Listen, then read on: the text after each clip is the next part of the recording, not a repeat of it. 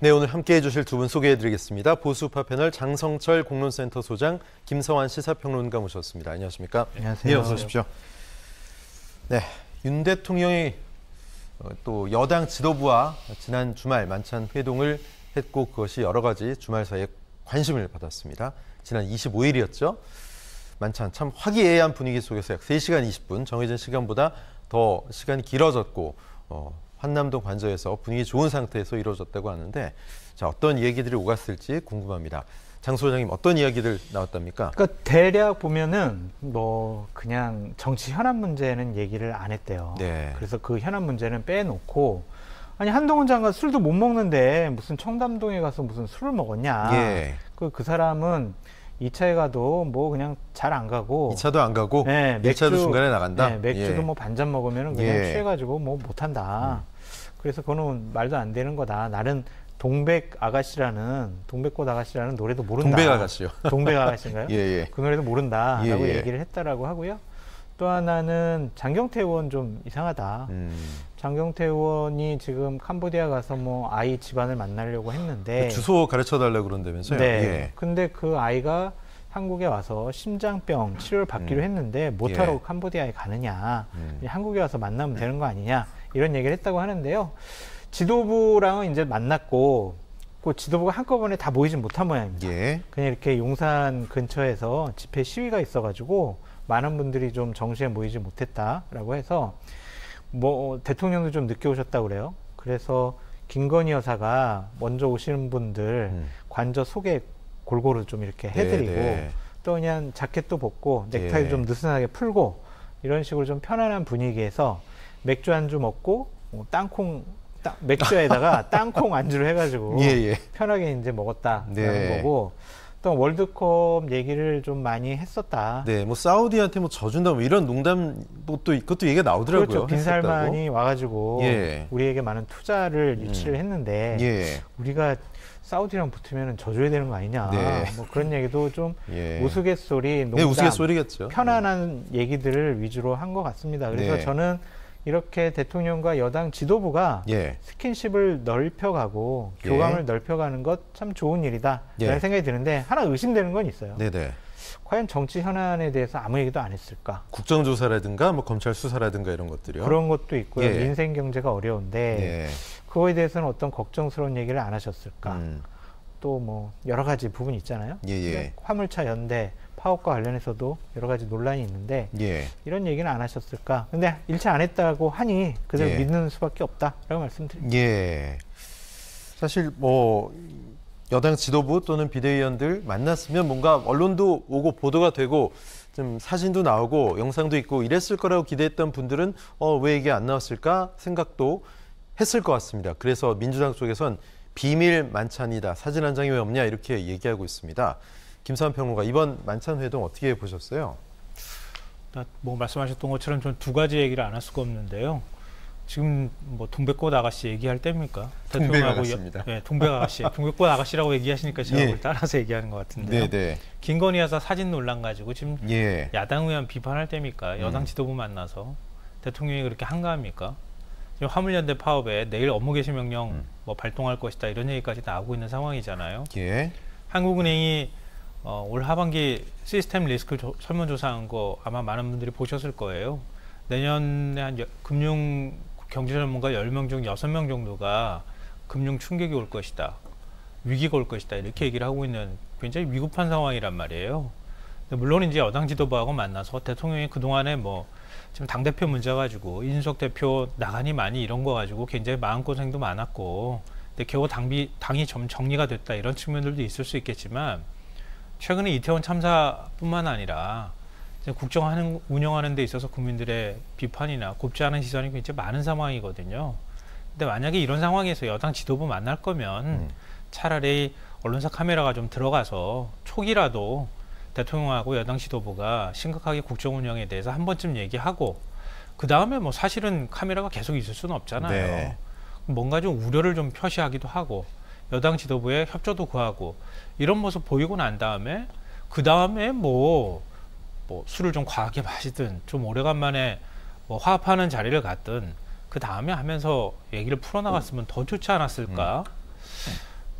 그런 긴급성 위급함에 대한 어떤 민생에 대한 국민들의 걱정과 이런 것에 대한 공감대가 별로 없는 것 아닐까 이게 걱정되고요. 예. 둘째로는 말씀드렸던 것처럼 아니 대통령 그러니까 김건희 여사 관련된 부분이나 이런 것들 얘기할 것 같으면 그때도 나왔지만 뭐 언론사들이 지금 분위기가 좋지 않잖아요. 대통령이 뭐 언론사 취재하는 거 배제하기도 하고요. 또 앞으로 또 어떤 일들이 벌어질지 아무도 모른다 이런 좀 위기의식 같은 것도 갖고 있단 말이에요. 근데 대통령이 언론 취재를 거부하는 것이나 다름이 없잖아요. 그러니까 자꾸 편할 때는 언론 부르고 또 불편하면 언론 상대 안 해주고 이러는 것 같은 인식이 그대로 여기에도 투영되는 것 같아서 좀 불편해요. 바라볼 때. 좀 이렇게 흔쾌하고 멋있게 할 수 있는 거를 왜 꼭 이런 방식으로 해야 하는가 이런 부분에 대해서 굉장히 아쉽습니다. 예. 자, 그런데 이 여당 지도부와 만찬 전에 소위 친윤계 부부 만찬 회동을 먼저 가졌던 사실이 알려졌습니다. 친윤계 의원 4인방이라고 하지요. 권성동, 장제원, 이철규, 윤한홍 의원인데 뭐 권성동 전 원내대표와 장제원 의원은 다들 굉장히 잘 아실 거고 또 이철규 의원, 재선 의원이죠. 그리고 윤한홍 의원, 뭐 윤 캠프에 작년에 합류해서 친윤 의원으로 급부상한 분입니다. 자, 뭐 대선 경선 치를 때부터 함께했던 어쨌든 1년 이상 함께했던 최측근 친윤계 의원들로 꼽히는 네 분인데 왜 굳이 저분들과 또 부부 동반으로 먼저 만찬 회동을 가졌다고 보십니까? 주호영 원내대표를 비롯한 당 지도부는 굉장히 불편했을 것 같아요. 저는. 왜냐하면은 관조로 처음 부른 사람이 여당 지도부가 아니라 이른바 윤핵관이라고 불리는 의원들이라는 거잖아요. 더군다나 부부 만찬회동이었다고 그러거든요. 그만큼 격이 없고 윤 대통령의 속마음이 그대로 드러나는 상황 아니겠어요? 근데 그리고 난 다음에 이게 한 23일 정도 만났을 거라고 얘기가 나오고 있는데 이틀 뒤에 여당 지도부를 불러서 뭐 화합하는 자리를 가졌다 이렇게 얘기를 하고 있단 말이에요. 그러면 여당 지도부보다 오히려 예우를 해줘야 되는 판인데 뭐 더군다나 지금 예산 국회인 상황이기도 하고요. 내년도 예산안 처리에 있어서 여당 지도부가 매우 중요한 상황이잖아요. 역할이. 그런데 윤핵관을 먼저 불러서 만났다는 것은 그만큼 이른바 윤심은 윤핵관에 가 있는 거 아니냐. 뭐 이렇게 또 볼 수 있을 것 같고요. 또 하나는 이제 이 부분을 저는 되게 주목해서 봤는데 장제원 권성동 의원은 이미 여권 내부에서 윤 대통령 마음에서 멀어졌다고 보통 평가를 했었거든요. 근데 지난번에 시정연설 할 때 장제원 의원 이렇게 팔 잡고 소갯말 하는 것 같이 속삭였었잖아요. 그때도 뭔가 이상하다. 왜냐하면 집권 초기에 이른바 윤핵관이 대통령실에 심었다고 하는 뭐 그 보좌관 출신이나 이런 사람들 다 지금 속가낸 상황이잖아요. 윤핵관하고 거리를 이제 완전히 두는 것이다. 또 그동안에 윤 대통령이 윤핵관을 믿고 뭘 했는데 뭐 이른바 문자 파동부터 시작해서 당이 오히려 정비되기보다는 오히려 더 혼란 속으로 빠져드는 것에 대한 책임을 물은 것 아니냐 이렇게 얘기를 했는데 지금 이번에 윤핵관을 먼저 불렀단 말이에요. 그러니까 완전히 멀어진 건 아니구나. 그러니까 윤 대통령의 마음이 그동안에 윤핵관 없이 해봤더니 아 그래도 윤핵관이 필요해라고 느껴서 불렀는지 아니면은 원래부터 그렇게까지 소원하지는 않았을 텐데 외부에서 지나친 확대 해석을 했던 것인지 여러 가지 좀 궁금증이 나는 장면입니다. 근데 앞으로 여당을 운영하는 데 있어서 윤핵관의 목소리는 여전히 짱짱할 수밖에 없다. 주호영 원내대표가 윤핵관하고 야당 사이에 껴가지고 지금 뭐 굉장히 곤란한 처지다 이런 얘기가 나오고 있는데 윤핵관 목소리가 더 커지게 생겼다. 내년으로 가게 되면 아마 당대표 전당대회도 있을 거고요. 총선을 대비하기는 어떤 그 대책들이 많이 나올 텐데 윤핵관들이 그 과정에서 굉장히 주도적인 역할을 할 것임에 틀림이 없을 것이다. 저는 개인적으로 그런 생각을 가졌습니다. 특히 정치권에서는 권성동, 장제원 두 의원, 두 핵심 윤핵관 글쎄요, 뭐 함께했다는 거에 좀 주목하고 있는 것 같습니다. 지난 9월이었죠. 권성동 원내대표는 전 원내대표는 원내대표직을 물러났고 장제원 의원 역시 뭐 윤석열 정부에서 어떤 임명직도 안 맡겠다. 어떻게 보면 백의종군 이선 후퇴를 선언했는데 다시 이들과 굉장히 가까운 스킨십을 보인다. 국민의힘 내부에서는 어떤 시선으로 바라보고 있을지 전당대회도 앞에 있고 또 이제 선거 공천도 있습니다. 장 소장님 어떻게 보십니까? 저는 상당히 부적절한 만남이 아니었느냐라는 좀 생각이 듭니다. 대통령은 친윤계의 대통령이 아니잖아요. 친윤 핵심들의 대통령이 아니잖아요. 그 사람들 때문에 대통령이 된 거 아니잖아요. 근데 제일 먼저 이 사람들을 초청했다라는 것은 나는 이 사람들에게 신임을 하고 있어. 당에 있는 의원들은 이 사람들 얘기를 들어. 라는 무언의 사인을 준 것이 아니냐라는 예. 생각이 듭니다. 국민의힘에 있는 모든 의원들이 윤석열 당시 대통령 후보를 대통령 만들기 위해서 예. 노력하고 힘썼어요. 그런데 이 사람들만 관저 초청했다는 것은 대통령의 편협한 정치를 보여주는 것이 아니냐라는 우려가 생길 것 같아요. 의원들은 부럽다고 생각을 하겠죠. 나 비윤하면은 안 되겠네. 나 친윤해야 되겠네.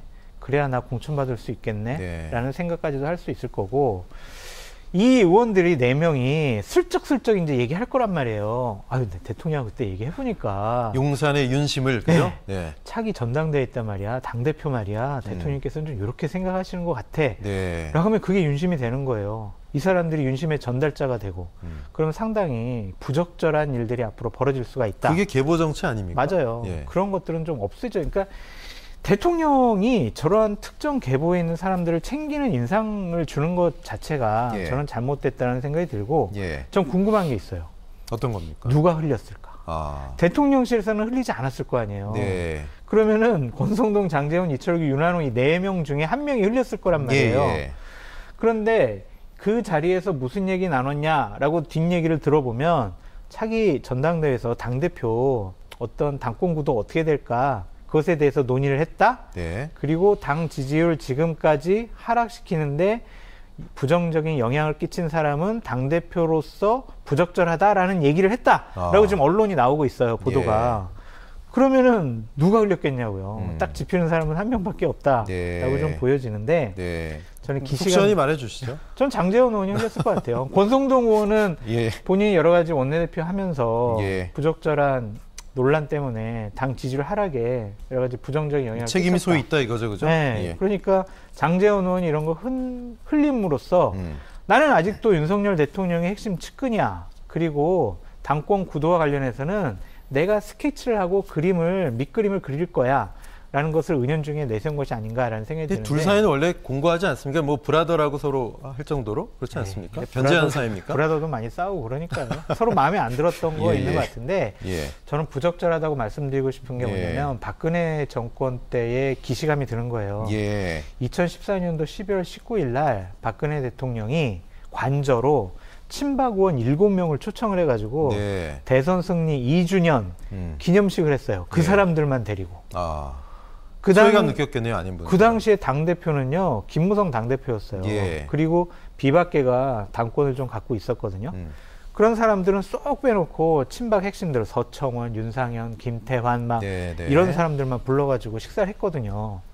그때 당에서 상당히 많은 비판이 나왔죠. 우리도 정말 대통령 만들기 위해서 열심히 했는데 왜 그 7명만 불러가지고 대통령께서 챙기느냐. 그러한 모습들이 또 나타날 것 같아서 상당히 좀 우려스럽고 걱정스럽습니다. 이것은 하지 않은 게 가장 좋았고 했더라도 이 모임이 안 알려지는 게 좋았다라고 말씀드립니다. 일각에서는 최근에 국정조사에 소위 친윤계들이 반대표를 던지거나 아니면 참여하지 않았거나 투표에 그 문제 때문에 이거 뭔가 윤심은 당심과 따로 노는 게 아니냐, 약간 엇박자가 나는 것 아니냐, 그래서 여권 내 파열음이 하나둘 생기는 거 아니냐, 이런 얘기들이 나왔기 때문에 이번 만남이 어떤 그런 파열음을 봉합할 수 있는 이벤트였다, 이렇게 보는 사람들도 있거든요. 어떻게 생각하세요? 근데 그게 큰 파열음인 것 같진 않아요. 왜냐하면은 국정조사를 당초에 대통령께서 안 돼, 경찰 조사한 다음에 검찰 조사해야 돼, 국정조사 이거 정쟁이야, 이렇게 규정을 딱 해놓으셨는데 주호영 원내대표가 국정조사 딱 받았단 말이에요. 그런데 대통령실에서 공식적으로 우리는 국정조사 반대합니다라는 얘기가 안 나왔어요. 그렇다면 이것은 충분히 주호영 원내대표가 대통령이나 대통령실과 국정조사를 야당과 협의해서 하는 것에 대해서는 교감을 하고 논의를 하고 일정 정도 사전에 동의를 얻고 사후에 또 승인까지 받았다라고 볼 수밖에 없는 것이고, 또한 금요일 날 있었던 만찬에서는 대통령께서 주호영 원내대표 또 포옹까지 하시면서 뭐 계속 선배님 그랬다는 거죠? 고생했습니다, 이렇게까지 얘기했잖아요. 그렇다면은 불협화음이라는 것은 그렇게 큰 것이 아니다. 그래서 이 부분이 뭐 불협화음을 봉합을 시키고 뭐 여러 가지 난맥상을 뭐 풀려고 하는 그런 만찬 회동이라기보다는 그냥 5개월 만에 비대위가 구성이 됐고 이제 중요한 법안 처리, 예산 처리가 있으니까 밥을 사주면서 대통령께서 밥값 해야 돼. 이번에 예산안 내가 원하는 대로 잘 처리해. 이거 공짜 밥 아니야. 밥값 해. 이러한 분위기가 아니었느냐라는 생각이 듭니다. 밥값을 내진 않았죠? 그렇죠. 대통령께서 밥값 내시겠죠. 자, 너무 재밌는 표현을 말씀해 주셔가지고요. 대통령이 밥값을 해야 되는 상황에서 지금 여당 지도부한테 밥값하라고 얘기하는 게 적절한 건가 이런 생각이 갑자기 드는데요. 그러니까 대통령이 일종의 개파 정치를 한다는 거 매우 위험하다고 방금 전에 지적을 해주셨기 때문에 앞서도 제가 잠깐 얘기를 했던 것처럼 여당이 그동안에 너무 혼란스러웠잖아요. 집권하고 난 다음에 집권 초반기부터 시작해서 이렇게 흔들린 여당이 과연 있었는가. 그 한가운데 이준석 전 대표 나온 그런 뭐 대표 자리에서 내려온 그것도 가장 컸죠. 그 이벤트. 그 혼란을 야기시킨 당사자들이 사실은 윤핵관이었어요.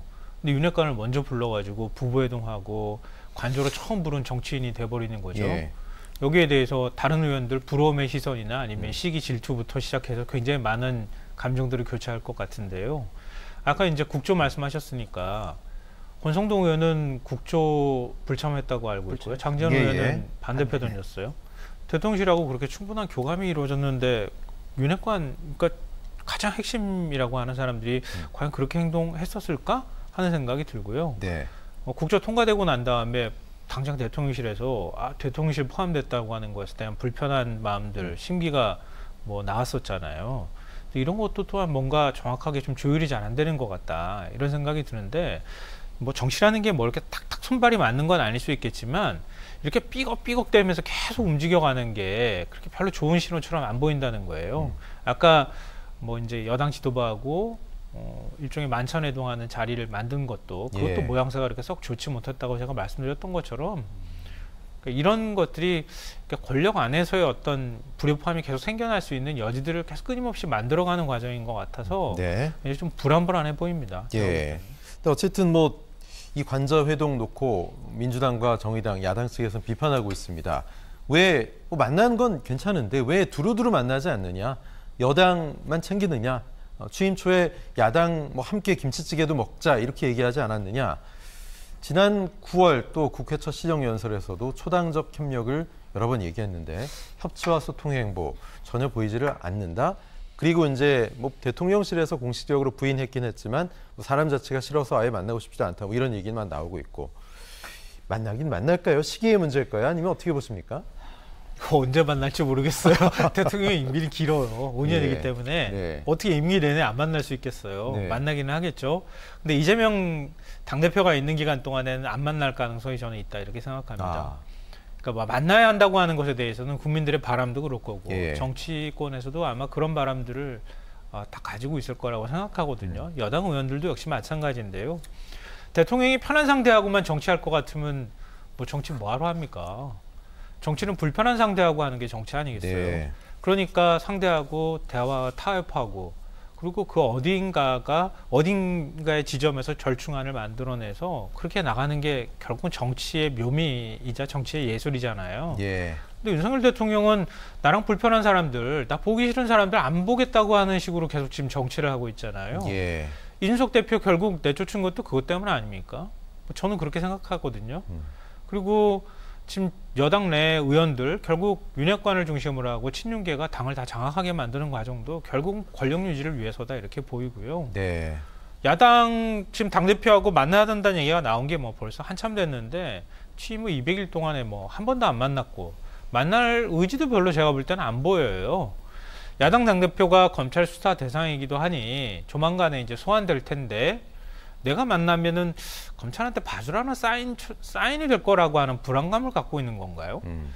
뭐 모르겠습니다. 그렇게 또 해석할 여지는 있을지 모르겠는데 뭐 검찰하고 한 몸처럼 움직이는 정부하고 대통령이 굳이 그렇게까지 뭐 사인을 준다고 해서 사인을 받아들일지도 잘 모르겠어요. 저는. 그러니까 그런 이유로 만약에 야당 당대표를 계속 안 만난다고 하면 그건 옹졸하거나 아니면은 뭔가 정치적으로 의도가 있는 정치를 하고 있는 것이다.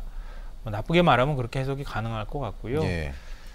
그러니까 굉장히 국민들 삶이 어려운데 또 지금 야당이 160석이 넘잖아요. 네. 지금 뭐 야당 다 합치면은 180석 의석 갖고 있는데 야당의 협조가 아주 절실한 상황이잖아요. 윤석열 대통령이 추진해 왔던 뭐 관련 공약들 추진하기 위한 법안들을 처리해달라고 한 건도 처리하지 않았다 이렇게 불만을 얘기하기보다는 네. 비록 불편하더라도 만나서 좀 필요한 거 있으면 협조도 구하고 야당이 또 들어달라고 하는 거 있으면 또 들어주기도 하고 예. 이런 모습 보여주는 게 그게 원래 정치가 해야 될 일이 아닌가 싶어요. 예, 장 소장님 짧게. 김성환 평론가님 하신 말씀이 정말 네네. 정답이에요. 그래서 대통령께서 꼭 이 프로그램 보시든지 네. 아니면 김성환 평론가 같은 분 정무수석실에서 만나가지고 어떻게 하면 이 난국을 풀 수 있을까, 야당과는 어떻게 해야 되느냐, 저는 지혜를 얻는 작업들이 필요해 보인다라고 예. 말씀드려요. 장 소장님도 좀 개인적인 루트로 좀 전달하시죠. 저는 방송에서 많이 전달하고요. 저를 안 만나려고 그래요. 장소장님도 안 만나는데 저를 만나겠어요. 자, 어쨌든 뭐 본격적으로 시작된 대통령의 관저 정치인데요. 네, 보다 많은 사람들이 대통령의 식사에 초대받기를 바라지 않을까요?